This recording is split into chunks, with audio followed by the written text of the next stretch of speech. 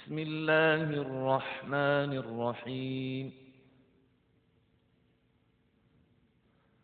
أأنتم أشد خلقا أم السماء بناها رفع سمكها فسواها وأغطش ليلها وأخرج ضحاها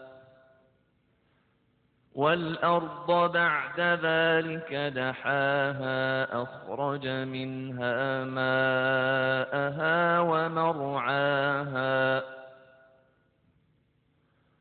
والجبال أرساها متاعا لكم ولأنعامكم فإذا جاءت الطامة الكبرى يوم يتذكر الإنسان ما سعى وبرزت الجحيم لمن يرى فأما من طغى وآثر الحياة الدنيا فإن الجحيم هي المأوى وأما من خاف مقام ربه ونهى النفس عن الهوى فإن الجنة هي المأوى يسألونك عن الساعة أيان مرساها فيم أنت من ذكراها إلى ربك منتهاها إنما أنت منذر من يخشاها كأنهم يوم يرونها لم يلبثوا إلا عشية أو ضحاها.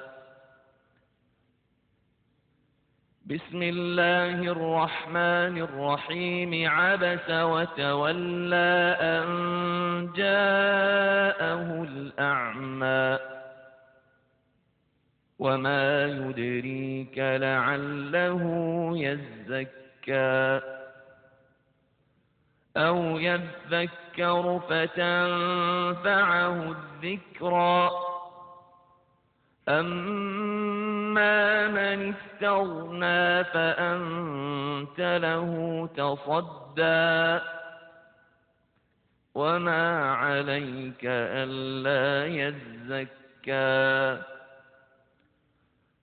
وأما من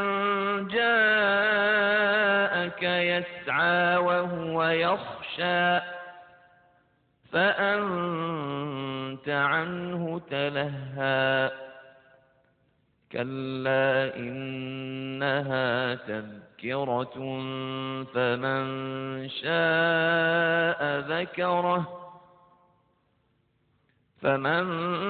شاء ذكره في صحف مكرمة مرفوعة مطهرة بأيدي سفرة كرام بررة قتل الإنسان ما أكفره من أي شيء خلقه من نطفة خلقه فقدره ثم السبيل يسره ثم أماته فأقبره ثم إذا شاء أنشره كلا لما يقض ما أمره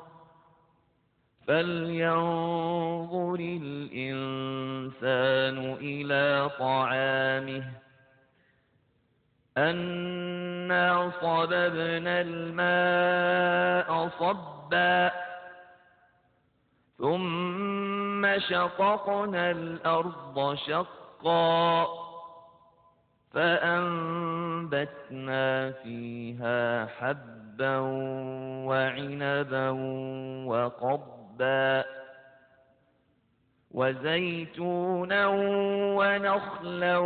وحدائق غلبا وفاكهة وأبا متاعا لكم ولأنعامكم فإذا جاءت الصاخة يوم يفر المرء من أخيه وأمه وأبيه وصاحبته وبنيه لكل امرئ منهم يومئذ شأن يغنيه وجوه يومئذ مسفرة ضاحكة مستبشرة ووجوه يومئذ عليها غبرة ترهقها قترة أولئك هم الكفرة الفجرة